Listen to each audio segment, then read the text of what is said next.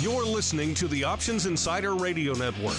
For more quality options programs, visit www.theoptionsinsider.com or search for Options Insider Radio Network in your podcast provider of choice. Listeners can also access all of our programming through our mobile app, available in iTunes and on Google Play. Don't forget to follow along with your favorite programs and submit your own questions for the hosts at twitter.com/options, facebook.com/theoptionsinsider, or via questions at theoptionsinsider.com. Gold, crude oil, corn, soybeans, and more.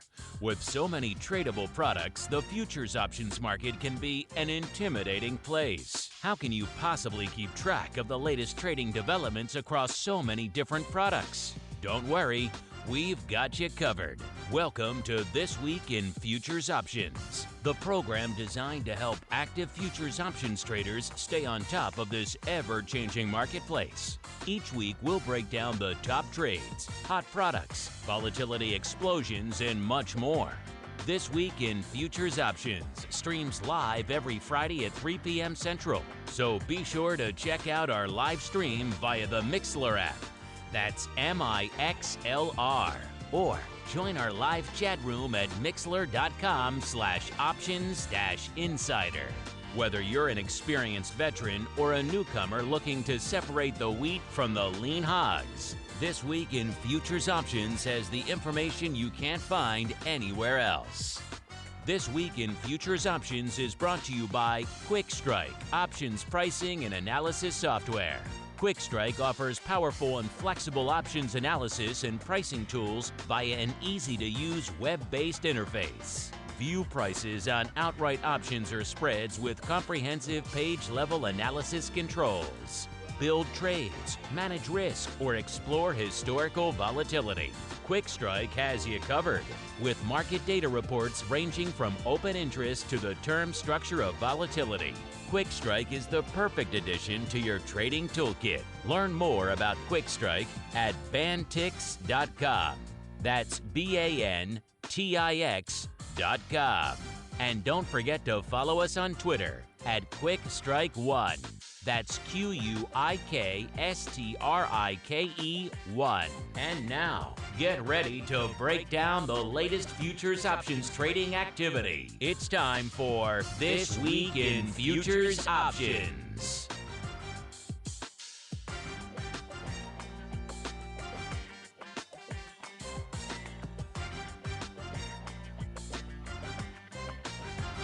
All right, everybody, that funky tune means it's time to kick off the new year talking about all things futures options. That's right, it's time for TWIFO. This Week in Futures Options. My name is Mark Longo from theoptionsinsider.com, as well as, of course, from the ever-exciting Options Insider Radio Network. This January, yes, this year marks our 10-year anniversary. Hard to believe it's been 10 years of hardcore options, audio and radio and podcasts coming to you. We are quite literally the home of the Options Podcast, kicking it off, seems like deep into the primordial ooze of history now, and then seeing it grow into what it has become and what it will continue to evolve into is always very exciting. And of course, you can always listen to us on TWIFO. The VO says 3 o'clock, and it was 3 o'clock for most of 2016, but I think when listening to you guys and your feedback a little earlier works a little better. And we also know a lot of you guys like to tune in to Vol Views as well at noon, and that ends at 1, so we come on to you a little bit later, right around 1:30 p.m. right now for TWIFO. So if you're a little confused, I apologize, but don't worry, we'll get it all sorted out here in the new year. But look for us going forward right around this time, 1:30 p.m. Central, 2:30 p.m. Eastern, so you guys can listen to us and then head out for the day or whatever else you got planned. 3 o'clock, I know, a little bit challenging for you guys. You can find us, of course, via Mixlr, MIXLR, if you are indeed so inclined and you can make it. And if not, you can always get us after the fact. iTunes, TuneIn, Stitcher, OptionsInsider.com, and soon to be via CME Group website as well, because I am pleased to announce that CME joining us here on TWIFO This Week in Futures Options.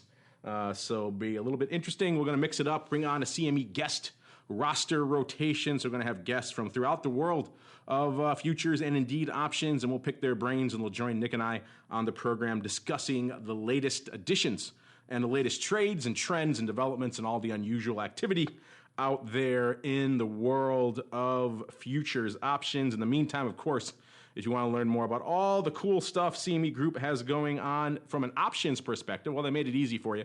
Head on over to cmegroup.com/options. It's kind of their one options landing page.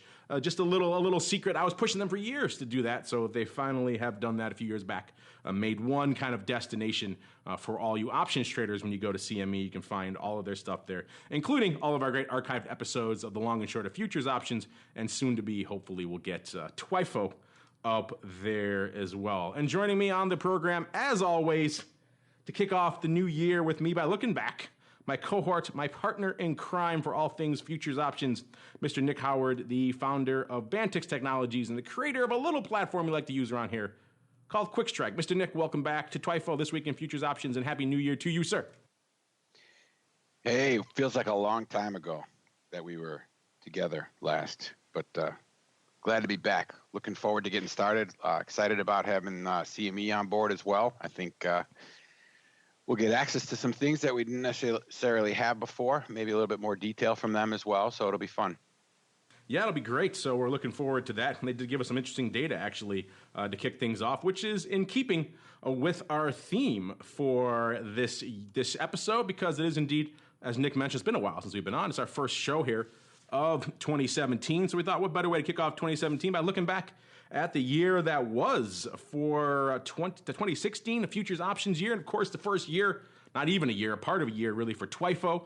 So we're going to look back at some of the interesting trading points and trades and products that really caught our eye last year. And in keeping with that, our friends at CME and our buddy over there, Blue Putnam, their senior economist over there, put together an interesting document you guys might want to check out called 7 of the Most Noteworthy Trading Days of 2016. I know it's a mouthful. Put the link in the show notes after the fact. You can also just type that in if you are so so vigorous to type all that into your trading to your Google there, and you can find the link right there on the CME website.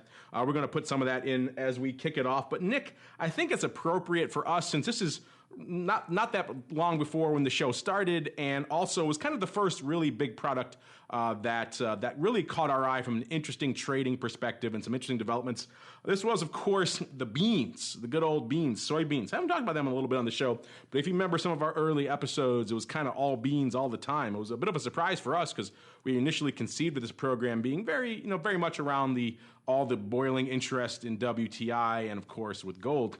But it's interesting products like this that kind of come out of left field that catch our attention, that makes the show so fun. And indeed, back in April, and particularly April 18th was one of those dates that the soybeans really started catching our eye out here. If you listeners recall in those early episodes, we talked a lot about what an interesting setup was going on out there. We talked a lot about volatility skew, obviously, on this program. In soybeans, the volatility skew was surprising, particularly for a lot of people coming from the equity world who are used to what is known as investment skew, where the puts have a implied volatility premium to the calls. Out there in soybeans, of course, it was exactly the opposite. So what that meant was you could put on collars for very, very attractive levels, buying a very cheap implied volatility-wise put, selling a much more expensive implied volatility out of the money call. Maybe you can get it for a credit. And of course, if you're long the future, now you can lock in a nice low level to the downside, give yourself a little bit of room to run on the upside. And it's a very attractive setup. We saw those trading quite a bit in that early period there of TWIFO into May and even into June for a while before that period finally started to unwind. I believe a lot of it was due to what was going on in South America with the crop, and also Chinese demand always plays an effect as it does on all commodities pretty much. But still, it was an interesting time. I know, Nick, this was kind of one of the first times we really kind of started digging into the quick skew as well on the program. So what are your thoughts as we look back into that early period, that April, May, kind of June timeframe for the beans and the early days of TWIFO? Yeah, I'm taking a look at it right now, and when we do go back to the April and May, we had a little bit of a credit to the call side, meaning there was some call skew. Calls were bid over the puts, and when we did start to talk about quick skew, because I think that's when we really, we were on the early part of it being available. I think we started tracking it maybe a little bit prior to that, but we didn't start really talking about it until around that time. But it was a great time to bring it up because of the fact that it was letting us see, like we talked about in the past, people think of when we're talking about the skew, they're doing call minus the put or the put minus call, and it just kind of giving them a relative value to each other.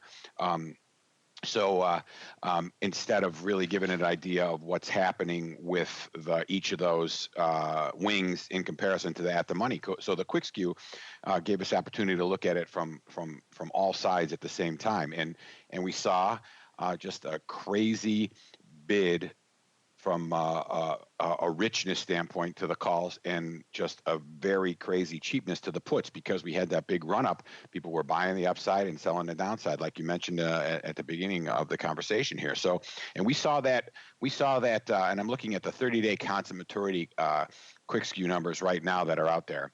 And what we saw is pretty much from the beginning of April all the way to the end of July, we had a fairly significant quick skew call side bid and put side offering, and then it came back a little bit in the beginning of July over the holidays, and then it kind of pumped up again for the remainder of August, or for the remainder of July, and then it sort of normalized back to where it's sort of right now. It's pretty even to a little bit of a bid on the call side. So, it was.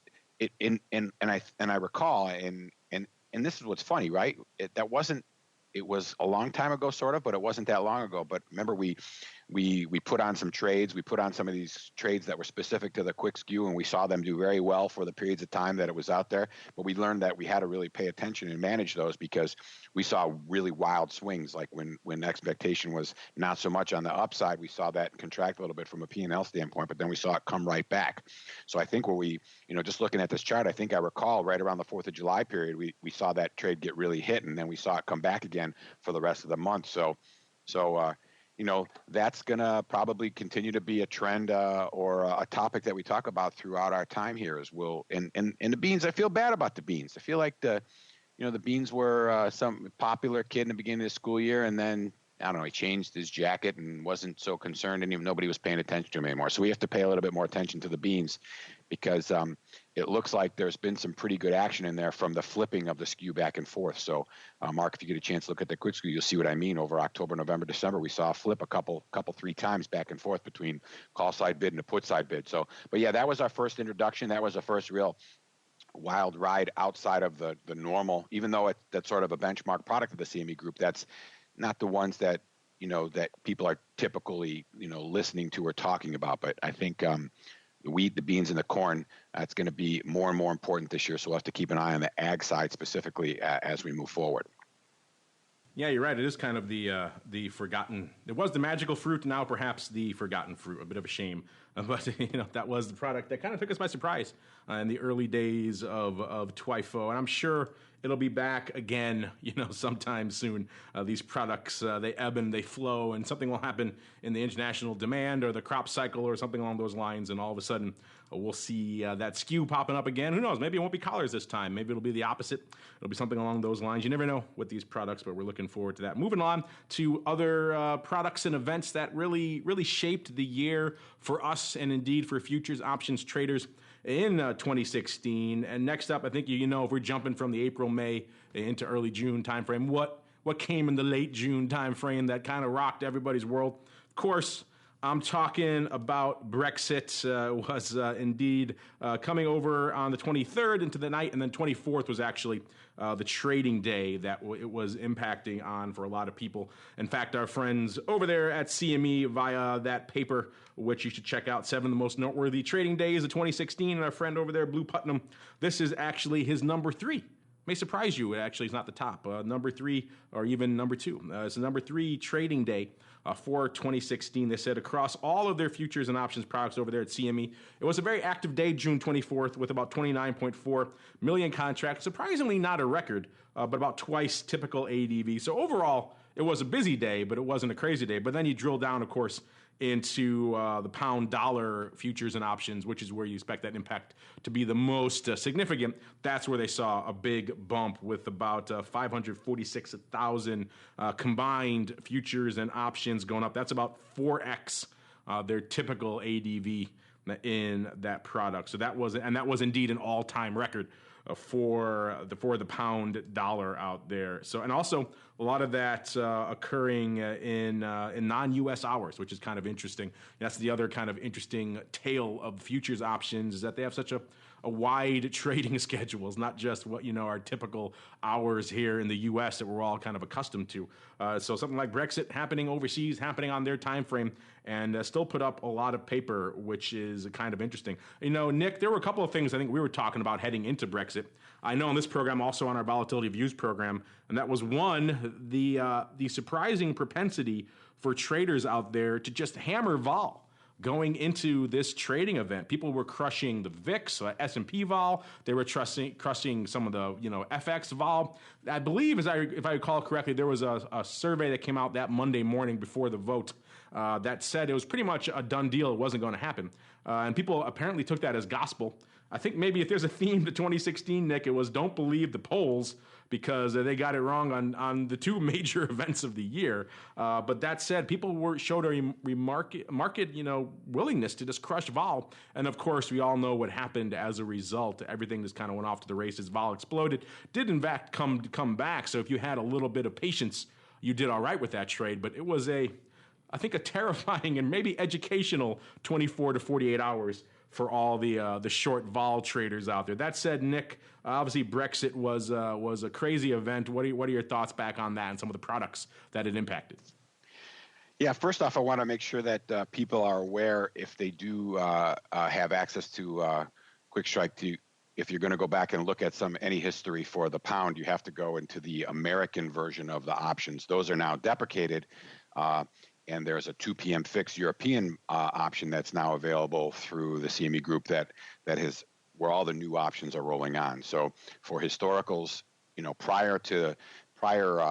in prior expirations, make sure you look at the American version.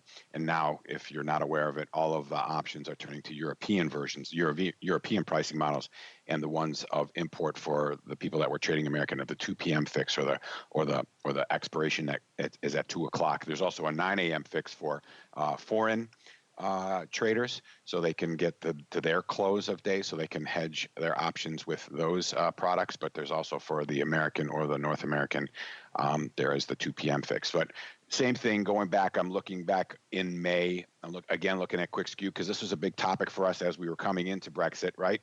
I think you and I pretty much thought that they wouldn't do it, just based on, from a common sense standpoint and what the bookies had going on, like you mentioned.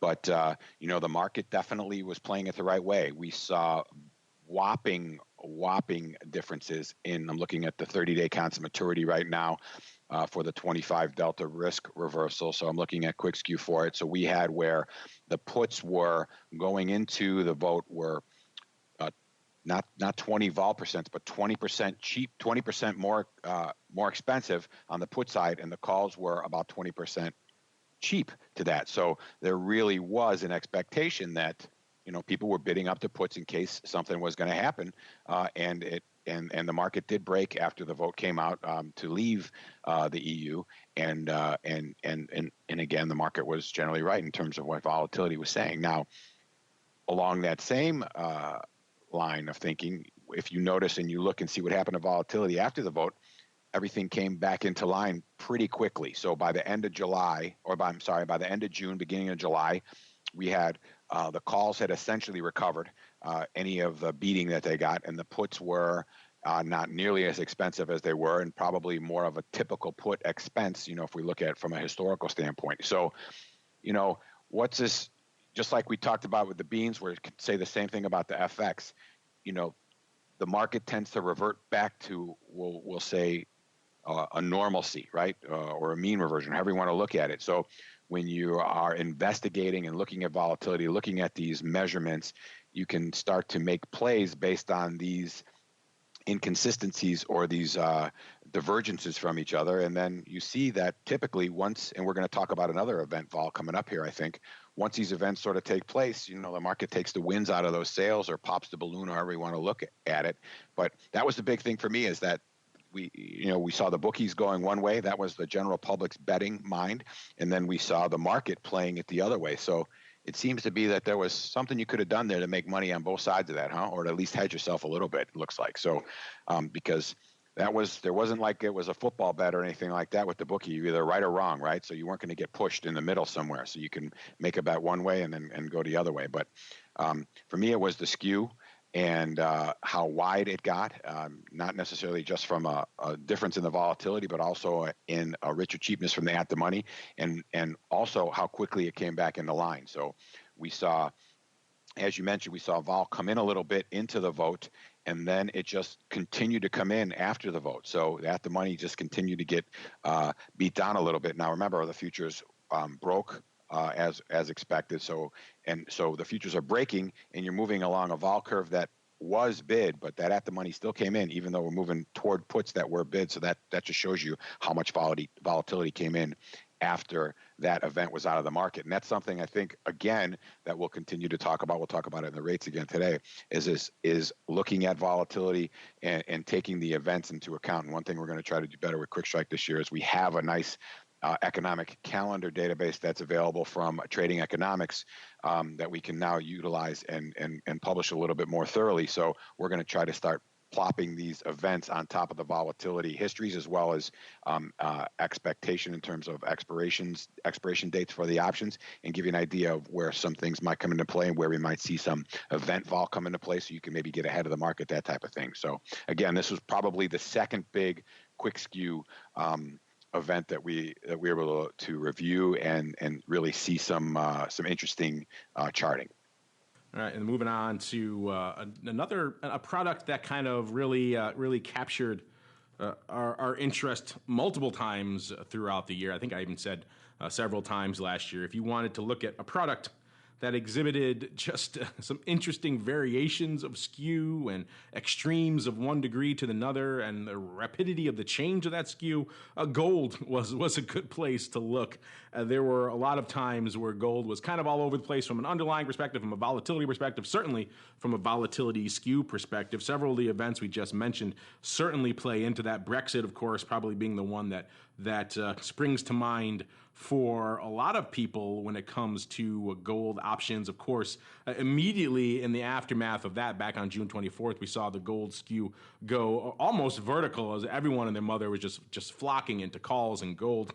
But it may surprise you, listeners, that actually that wasn't the highest volume day for gold options. And also we saw later on that of course, that call skew eventually faded after Brexit, kind of recreated itself a bit after the election, then kind of faded again. Then, of course, we saw the pronounced sell-off in gold during the latter portion of that year into Q4 there, and that has continued a bit into so far here in the new year. But what's interesting, it actually it's not any of those dates. It's kind of a bit of an aberrant date, Nick, that kind of set the record for futures options last year in gold. And from our friends over there at CME, this is number 4 on their top 7 trading days and trading events of 2016.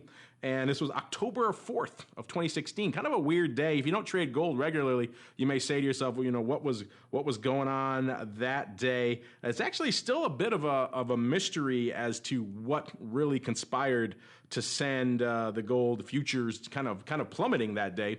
There's some, as everything with gold, there's some tinfoil hat speculation out there. It dropped by about $44 an ounce that day. Some people thinking maybe the Fed on the horizon. There was a Fed speech that may have precipitated it, but that's kind of a bit of a big move just for one Fed speech. There was a U.S. VP debate. I mean, there was a couple other things, but nothing really.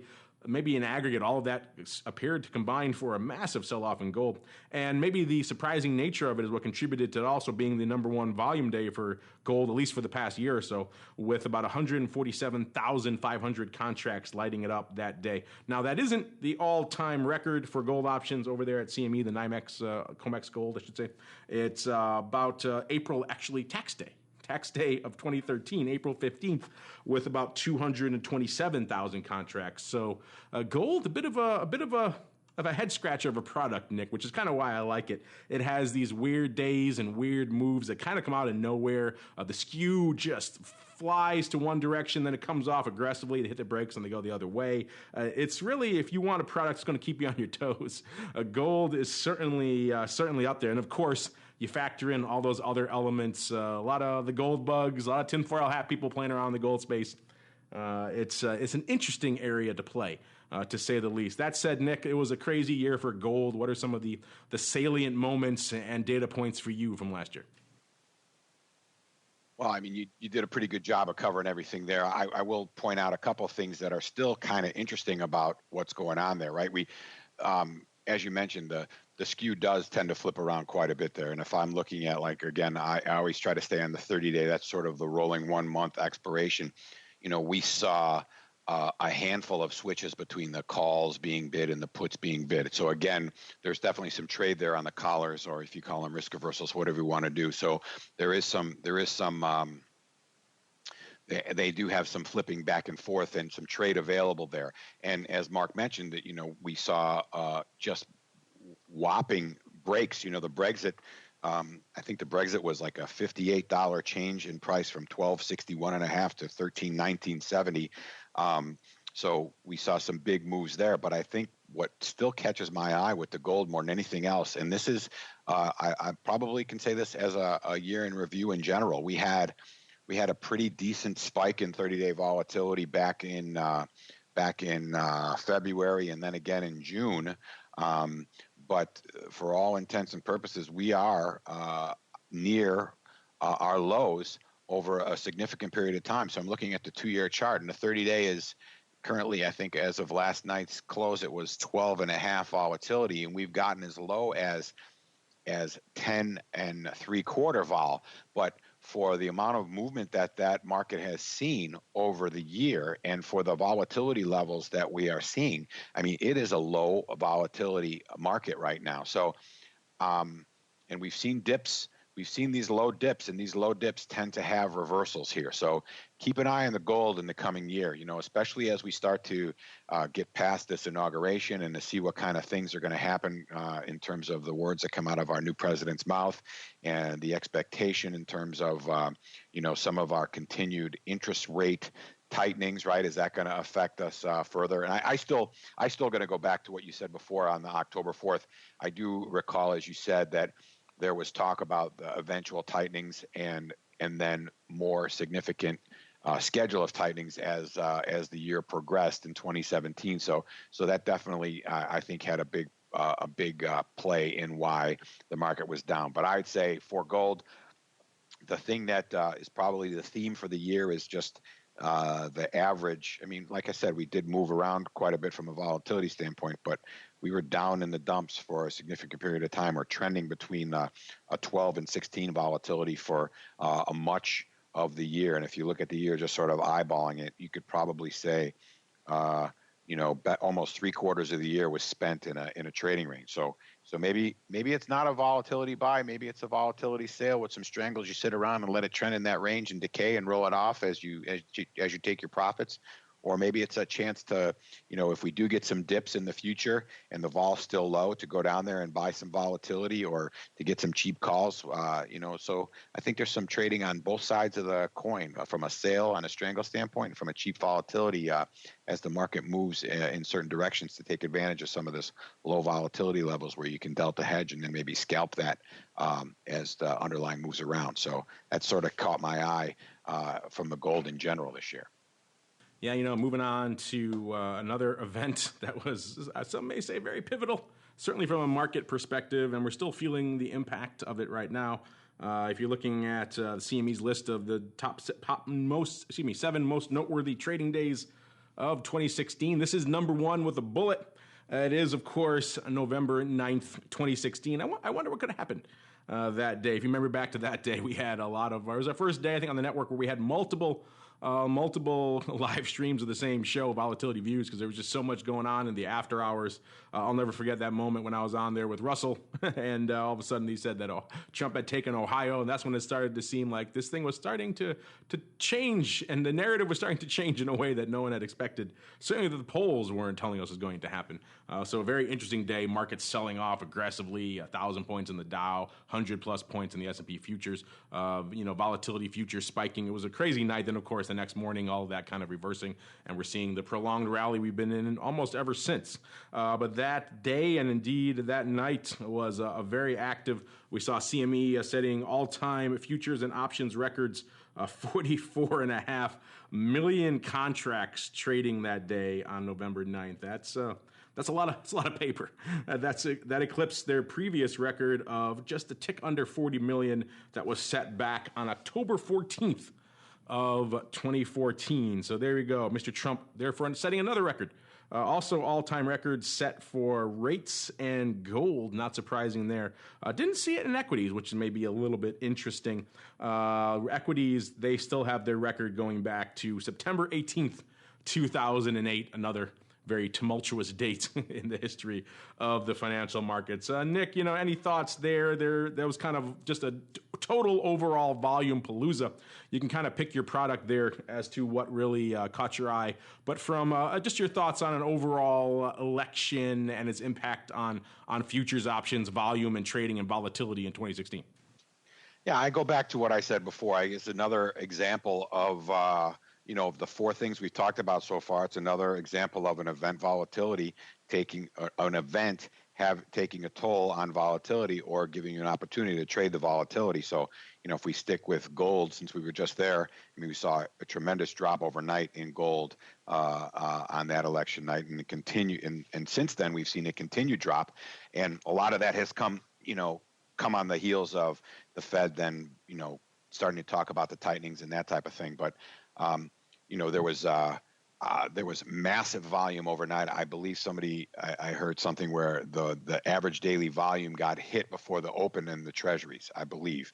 And I think that might have also been the case in S&Ps. And if you remember, S&Ps, we had a huge swings overnight, right? So there was great trade in the off U.S. hours and as good a trade in the U.S. hours. So just showing the 24-hour liquidity that's available in these products. And I think the bigger thing to put your finger on here is the fact that you got to pay attention to what's going on in terms of these dates. And I think some of these are big dates that we're talking about, right? We're talking about the Brexit. We're talking about the vote, which was basically our Brexit, right? Nobody said it could happen, and it did. We have the beans, and now that was not necessarily a particular event, but it was, those kind of events occur in the ags where you're talking about the USD number. So you're going to get these minor events. So, and again, you got to pay attention. You got to see where the numbers are coming out in relationship to the expirations in the options. So there's plenty of places to trade in all of these benchmark products in the CME, especially in relation to the different numbers that are coming out for the economic indicators and that type of thing. And if we go and look at the SPOOs, just looking at the SPOOs from an election standpoint, right now, with the Wednesday expirations, the Friday expirations, all that type of thing, you could basically trade cheap, short-dated futures without having futures exposure with the options on these, on these event volatility. So there's plenty of opportunity in a lot of the different products, and we've talked about it over the course of the last 8 months, however long we've been doing this.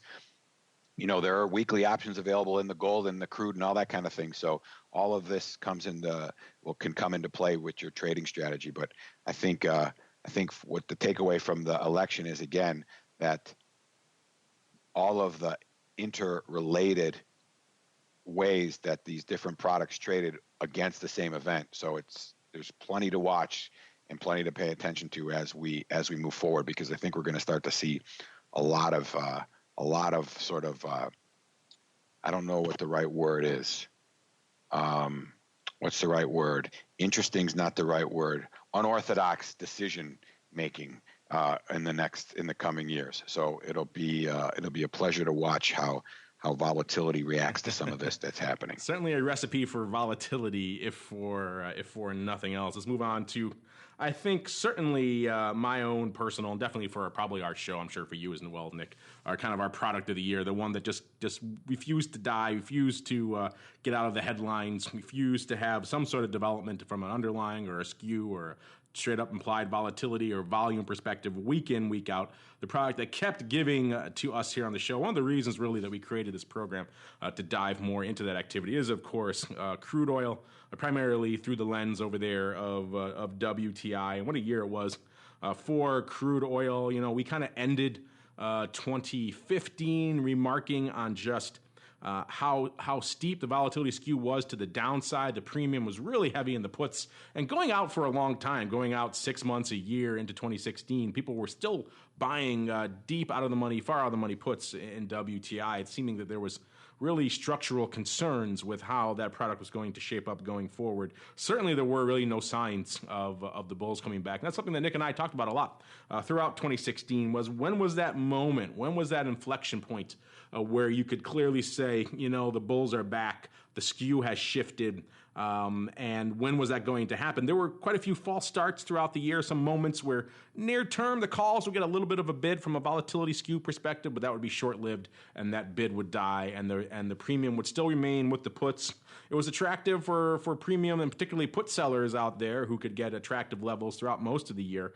If we had to look, though, Nick, at that one moment where everything kind of changed in WTI in terms of skew, in terms of where the underlying was kind of vacillating and volatility and everything else, it has to go back to that big OPEC meeting right at the end of the year. So that was Wednesday, November 30th, and it kind of spilled over into Thursday the 1st as well. And surprise, surprise, that date is also on CME's list of their most noteworthy trading days, coming in at number 2, right behind the big election. And for our friends over there at CME, it was, as you might expect, a pretty spectacular day. They had an all-time record for WTI futures of about 2.5 million contracts. That's twice their ADV, typical ADV for 2016. December 1st was right behind it with about 2.1 million contracts. For our purposes, though, the options, that was where our interest was. And that's where a lot of the action was. As you recall, that day and the week leading into it, really, listeners, there was that big OPEC meeting. They were trying to decide they could finally put that freeze, that production halt in place. And even leading into it, there were some concerns that the Saudis are going to back out and others, and it wasn't going to happen. So we saw some aggressive moves earlier in that week. And when it finally came to pass that they actually put this production halt or reduction into place, we saw WTI respond accordingly and really rocket to the upside.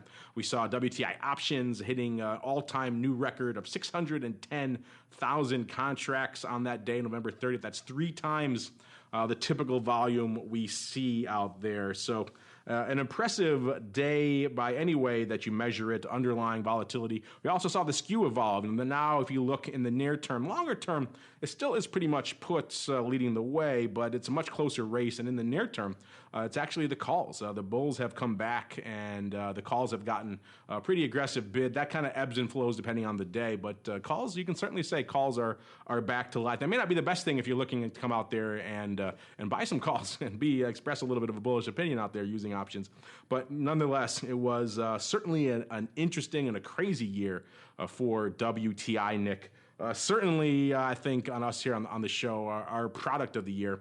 What are some of your thoughts about that day, about the product in general, how it shaped up and how the skew evolved over the year? This was certainly kind of a banner product when it came to really identifying the use case for the quick skew, because watching how those puts and calls evolved independently was really a large part of the story for WTI in 2016. But, what are your thoughts on just the ongoing story of WTI last year, Nick?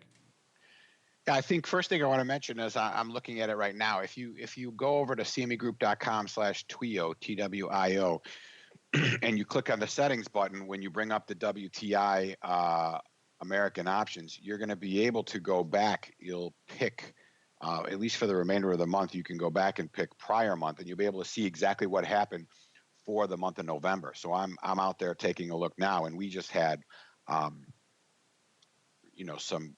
an increase of 35% in the open interest, over 1.5 million contracts trading across the entire, at least the entire part of the spectrum that we're watching. So just huge volume, huge increases in open interest, increased liquidity. Even with all that was going on, we saw a bid up of volatility into that number, and then for the month we saw it generally come off from a volatility standpoint. But I think what was interesting there, and I believe we talked about it on the show significantly, was just the number of upside call trades that we thought were pretty crazy in terms of the expectation of the level, right? I think we saw some 100 strikes trade. We saw some stuff in the 90s, the 80s. And then the big one, I think, for that week might have been the 60 calls farther out into like the December contract. So, but I think what I take away from that the most is that, right, prior to that we have been looking at our open interest and saw the max downside put and the max upside call, and we were saying how our trading range was between 40 and 50, right? And then for a while it narrowed between 45 and 50, and then as we started to move into this OPEC meeting, we thought, okay, people were betting a lot on the 55 strike, and there was a lot of volume there and a lot of open interest. And we thought, well, if the 55 strike gets knocked, then we don't really know where we're going to go, and that's where we saw a lot of the 60 calls. But what happened is we traded up around that level, but we never really got through that level. So I think that's what sort of pulled in the reins on the volatility, because we were getting bid. And then once they saw that, even with the OPEC coming out, and there were still people sort of backpedaling or tap dancing around whether they were going to adhere to some of the limits, we didn't get through those levels, and we still haven't gotten through those levels, even as we've rolled through several months at this point in terms of what the new, like the front month is now February. We rolled through a December and a January contract already. We haven't been able, and as we saw the prices increase as you go out in time, we haven't been able to really roll through that 55 strike. So I think still, right now, if you're looking at the open interest and the max OI for the call and the put, you're going to see a range of 50 and 60. So, I think you saw at the beginning of this week on Tuesday, the market was up quite a bit early, and we did see a bit of volatility. I think we were up $1.90 even at some point during the week, and we saw a bid because we got through to we traded around. I think we traded through 55. Let me double check here for the week here. I think we traded. Yeah, we traded. On the early part of January 3rd, we traded up through the 55 strike, not so high, 55.13, but we couldn't get through it. So, and you saw vol get bid when that happened, and then over the course of the day, we came all the way back down to 52.50. So we retraced anything that we got, any gains that we had, and the next thing you know, we just sort of trended and sort of moving a little bit higher throughout the week, but. We saw that pop. We saw volatility bid, but then when it couldn't hold that rally, we saw volatility come off. So I think that's going to be the way it plays here in the crude, because that's kind of the way it's been going. And that might sound like a dumb statement, like, of course that's what it is. But no, I think it's when we move towards these sort of barrier strikes, that's when we're seeing the volatility get bid. So even though our range looks like 50 or 60 from an open interest standpoint, I think 55 is our psychological thing right now in terms of a price barrier, because we haven't gotten through that in a long time, especially with some big events. So we'll have to watch these big events. We'll have to watch for any any negatives that are happening in the oil producing countries. And if we can get through that 55, I think we're going to see a good pop in volatility, and then we'll see some more upside strikes trading. But right now you're seeing a lot of activity in the 50, 45 through 65 strike range. In terms of volume and trade. So not a lot of craziness this week, at least from a strike standpoint in terms of maximum strikes trading. The biggest strike we're seeing is the 60 strike out in June contract, where almost 15,000 traded. So that's as high as we've gone to this point. So that's what I believe I see for the WTI right now. Yeah, probably have to give an honorable mention there too for the Brent to WTI spread and how that's been unfolding. I think we'll be keeping an eye on that. Certainly going forward into the new year, maybe one of our stealth products on the horizon. Who knows? Maybe that'll be the new soybeans for 2017. The Brent WTI spread and those contracts lighting it up.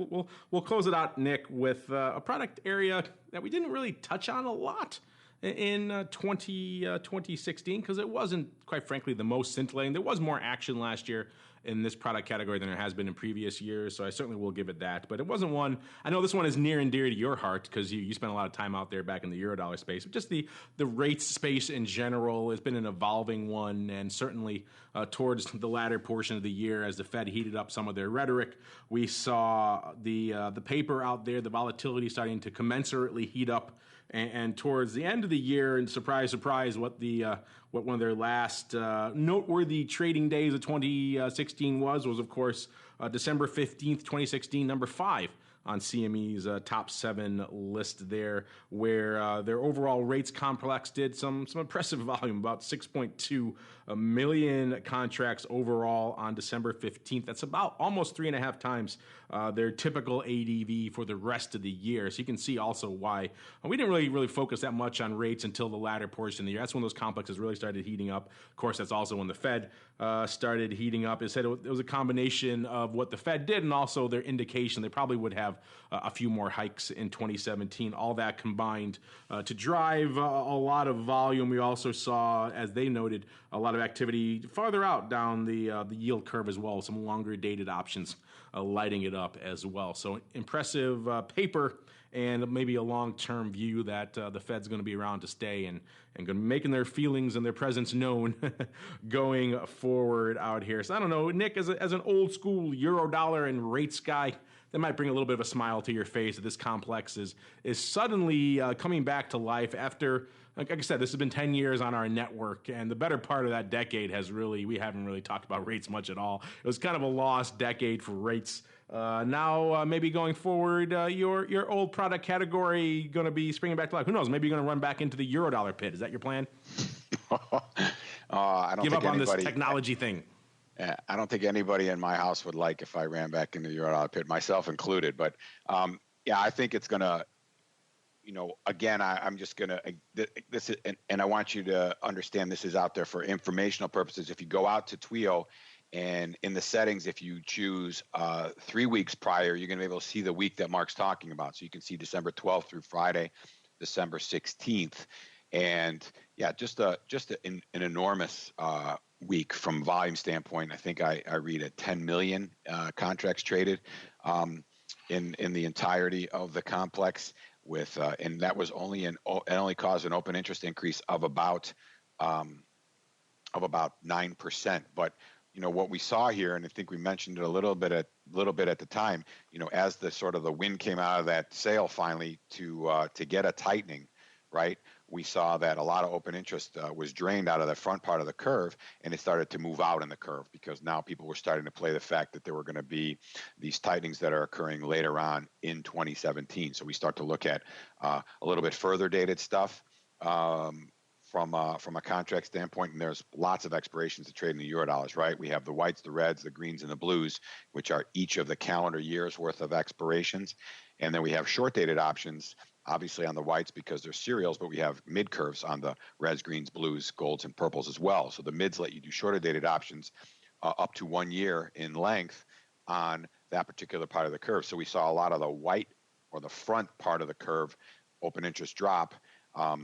And the one I can see on here is the January I saw was down quite a bit that week, but December was still on, I believe, at that time too. I think maybe not, maybe it was. I believe it was, but that came in quite a bit as well. So we saw a shift in the open interest, and that's a great thing about the Eurodollars is there is lots to do out there, lots to trade, a lot of different parts of the curve you can trade, and a lot of different expirations you can trade.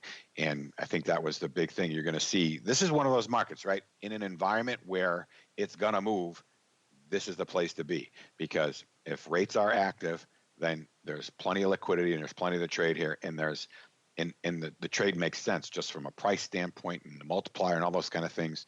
One tick is $25. That's what you're spending, and you know exactly how it plays out, how it works. There's plenty of strikes and there's plenty of expiration. So yeah, so you saw kind of classic stuff. You saw vol get bid, you saw vol get hit. Then after you saw you saw what somebody could say is an overreaction, right? Because not only did you see the event take place in terms of the futures maybe moving down a little bit, but you saw the event expectation where they had the rhetoric about the increased scheduling for the tightening, and that pushed things down even further, which increased volume even more so, which, so this had all the trappings of everything you look for. And when I was down there in the 90s, you saw crazy moves all the time. There was tightenings and easings going on that whole period of time. So it wasn't uncommon to see 30 and 40 tick moves in the front part of the curve. So it was pretty nuts. And I think people, from the trader to the hedger to the exchange, everybody would be pretty excited if we started to see that stuff. And we saw some big moves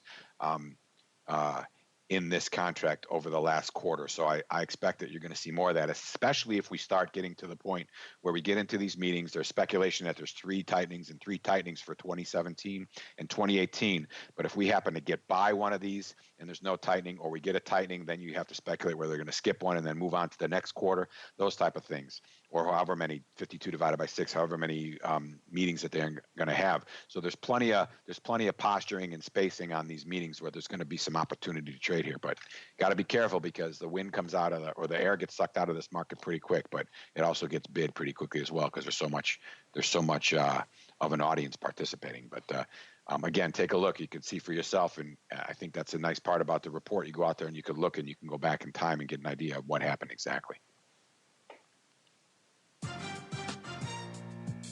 All right, Mr. Nick. That theme music means we've come to the end of our 2016 spectacular, bringing to a close, I should say, really, that epic year. And of course, the birth of TWIFO. A great year it was, and we're looking forward to a great year here in 2017. Of course, with the addition of our friends over there at CME Group, we're going to be bringing you a lot of great content, a lot of great guests. So check it out. Of course, I forgot to plug it at the top of the show, but if you are so inclined, we tweet it out all the time during the show. If you want to follow along live with what we're doing, or even after the fact when the show's not live, you can still go do it. CMEgroup.com/TWIO, TWIO. That's where you can generate all these reports that Nick and I are usually talking about. Not so much on this show today, but usually we're talking about what's going on right now, breaking in the skew and the volume and the activity and the open interest and the skew and all that kind of fun stuff. And you can do all that yourself by heading on over to CMEgroup.com/TWIO. And of course, in the interim, you want to check out all the great options content they have over there, CMEgroup.com/options. And before we go, Mr. Nick, you guys are always cooking up cool stuff over there in the land of Quick Strike. We got a new year ahead of us, all sorts of fun things on the horizon. So what can we expect coming down the pike from the team over there at Quick Strike? Well, I think you're going to see some fun stuff in the very near term. So one thing that I could say is we'll be out there, at least from the, if the audience doesn't know, we're pretty integrated with the CME Direct trading platform. So you're going to see some Quick Strike market scans available in the CME Direct Quick Strike integration. And that integration is more tightly woven now that you can put buttons on each strike, and you can get everything through an expiration clicks and stuff like that. So you're going to see scans where you can look at the change over periods of time in the underlying and the volatility itself and the constant maturity volatility. So if you're not using that trading platform, get the install and you get some really good, comprehensive, real-time information available right as part of the executable. So that's a good one. Then there's going to be, and I'll have more details as we go along in the show each week. We're going to have a nice scheduled release of new tools that are going to be available on the regular CME website, as well as new functionality that's going to be embedded within the CME Direct trading platform. So one nice thing that's going to be coming in a couple weeks, at least that's the schedule right now, as part of the CME Direct release, you'll be able, when you click on a Quick Strike button, it'll be the view will be embedded within the executable itself, so it won't pop off into its own browser, and it'll track. So if you click on a strike, that window will change and show you the Quick Strike information for that particular strike. So a lot of good stuff coming from an integration standpoint, and you're going to see some great reports on the CME website as well, which are going to give you the ability to look at expirations and what futures they're tied to and how they tie into event dates and that type of thing. So you have a nice comprehensive place to go to see what's trading, what's available, and how it relates to market activity from an economic number standpoint. So some good stuff. Pretty excited about what's going to hopefully happen, or what's scheduled to happen in 2017. So keep your ears open and your eyes peeled, and then we'll make sure that you find out everything that's going on so you can take a closer look. There you go, listeners. Head on over to CMEgroup.com/TWIO. You can get a sample of all those tools Nick is talking, at least some of the basic form, and then you can always log into Quick Strike Essentials from there to get more of a flavor of some of the more advanced tools. Check them out, of course. And we're looking forward to a great year. We want to thank all of you for joining us in 2016 and for joining us today and kicking off the new year with us. Looking forward to many more great episodes. And on behalf of Nick and our friends at CME, and indeed myself, I thank all of you out there in the listening audience for downloading and streaming and subscribing. Of course, sending in such great questions. Didn't get a chance to get to them this episode. We'll get to them next week, and we'll see you next Friday for more This Week in Futures Options.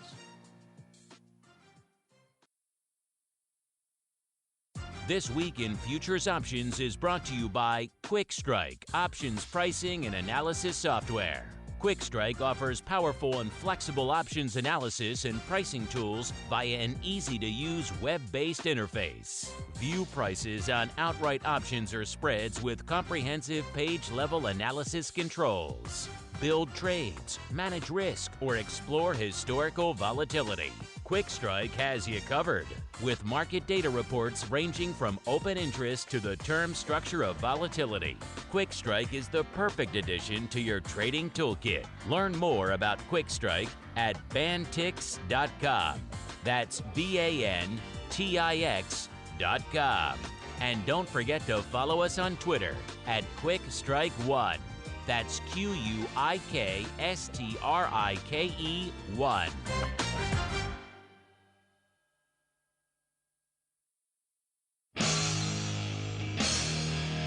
The preceding program was a production of the Options Insider Radio Network. For more quality options programs, visit www.theoptionsinsider.com or search for Options Insider Radio Network in your podcast provider of choice. Listeners can also access all of our programming through our mobile app, available in iTunes and on Google Play. Don't forget to follow along with your favorite programs and submit your own questions for the hosts at twitter.com/options, facebook.com/theoptionsinsider, or via questions at theoptionsinsider.com.